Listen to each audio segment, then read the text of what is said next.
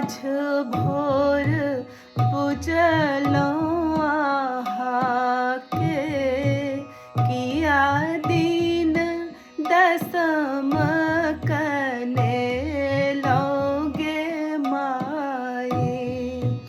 अन कर दुख देल कही तो आहासों, अहीं देल दुख ककरा कहबगे माए।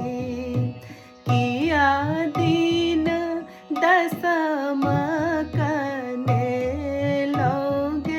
माए। किया दीन दसम कनेलौगे माए।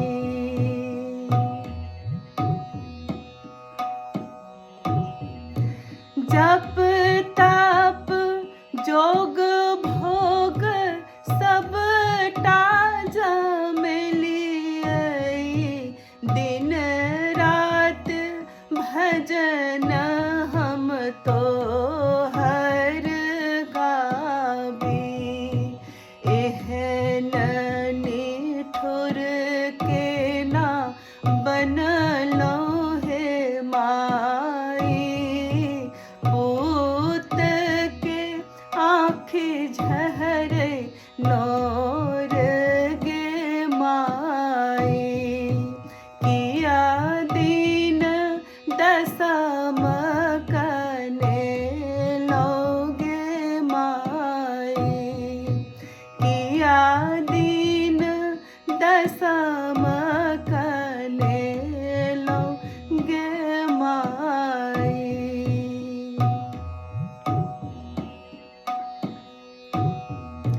छोड़ियो ने एना मोह मोरियो ने जननी, जोने बनियो एहन कठोर गे माई।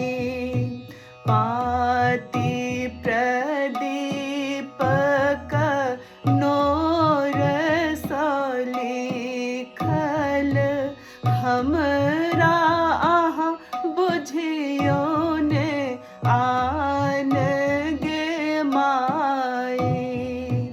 किया दीन दसम कनेलौगे माई। नवो